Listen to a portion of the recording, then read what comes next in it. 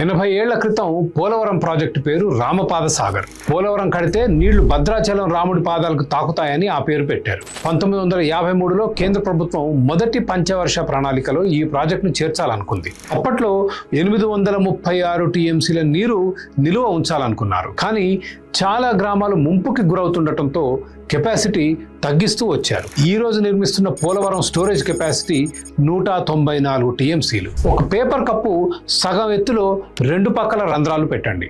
నీళ్లు గ్రావిటీ ద్వారా బయటకు వస్తాయి. కప్పులో నీరు ఆ రంధ్రాల కన్నా కిందకి పోతే నీళ్లు బయటికి రావు.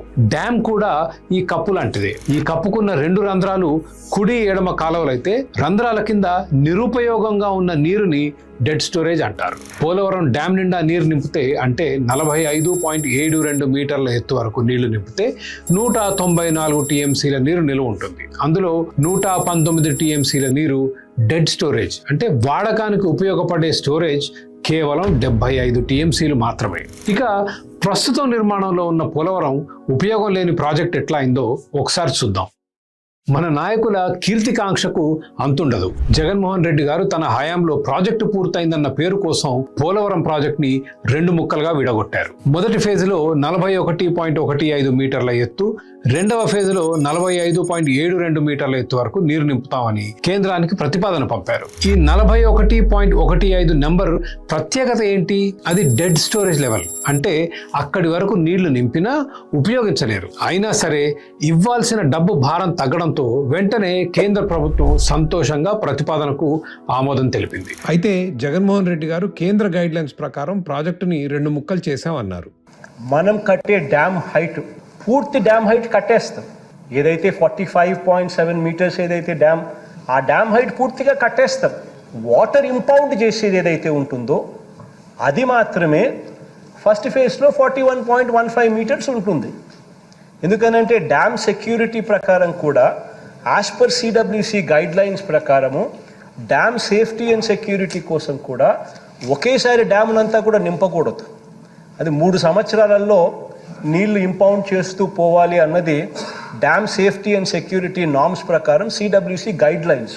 ఇది వాస్తవం కాదు. ఈ ఉత్తరం చూడండి. రాష్ట్ర ప్రభుత్వమే ప్రాజెక్టుని 2 ముక్కలు చేయాలని నిర్ణయించి కేంద్రాన్ని అడిగినట్లు స్పష్టంగా కనిపిస్తుంది. మరి జగన్ గారు ఇలా ఎందుకు విడగొట్టారు ప్రాజెక్టుని? పోలవరం పూర్తి చేయాల్సిన బాధ్యత మాదే, మేమే చేస్తాం. మీ దరిద్రమైన చేతులతో ఓపెన్ చేసేదానికి ఆ భగవంతుడు కూడా ఒప్పుకోలేదని అనేక సార్లు ఇక్కడే చెప్పాం. మేమే చేస్తాం స్వామి, మేమే చేస్తాం, నీకంటే ఛాన్స్ ఇవ్వము, అయిపోయింది. ఎందుకు టెన్షన్? మేము చేస్తున్నాం స్వామి, మేము చేస్తున్నాం. మేము డిసెంబర్ 21వ తారీఖున కంప్లీట్ చేయబోతున్నాం. 2022లో ఖరీఫ్లో నీళ్లు తీసుకోబోతున్నాం. 18,000 ఇల్లు రేపు. పోలవరం డ్యామ్ నిండా నీరు నింపితే 1,00,000 కుటుంబాలు నిర్వాసితులవుతాయి. ఈ కుటుంబాలకు దాదాపు 30,000 కోట్ల రూపాయల పరిహారం చెల్లించాలి. అదే నీటి ఎత్తుని 41.15 మీటర్లకు కుదిస్తే 25,000 కుటుంబాలకు 12,000 కోట్ల రూపాయల పరిహారం చెల్లిస్తే సరిపోతుంది. కాబట్టి 2 ఫేజులుగా విడగొట్టి ఉపయోగం లేని మొదటి ఫేజు గబగబా పూర్తి చేసి శంకుస్థాపన చేస్తే డ్యామ్ మీద తన పేరు చిరకాలం నిలుస్తుందనుకున్నారు జగన్మోహన్ రెడ్డి గారు. ఆ డ్యామ్ వలన ఉపయోగం లేకపోయినా పర్వాలేదు, మన పేరు అర్జెంటుగా చరిత్ర పుస్తకాలకు ఎక్కాలి. దీని అర్థం ప్రస్తుత పోలవరం ఫేజ్ 1 వలన దమ్మిడి ఉపయోగం లేదు. తన నిర్లక్ష్యం వలన ఆ ఫేజ్ 1 కూడా పూర్తి చేయలేకపోయారు జగన్ గారు. ఫాస్ట్ ఫార్వర్డ్ చేస్తే ఈ రోజు ఎన్డీఏ కూటమి ప్రభుత్వం ఆంధ్రప్రదేశ్ రాష్ట్రాన్ని పాలిస్తుంది. టీడీపీ జనసేన మద్దతు మీద కేంద్ర ప్రభుత్వం నడుస్తుంది. ఇప్పుడన్నా కేంద్రం మీద ఒత్తిడి తెచ్చి R&R పూర్తి చేసి పోలవరంలో డెడ్ స్టోరేజ్ వరకు కాకుండా నిండా నీళ్లు నింపడానికి ప్రణాళికలు చేసుకోవాలి కదా.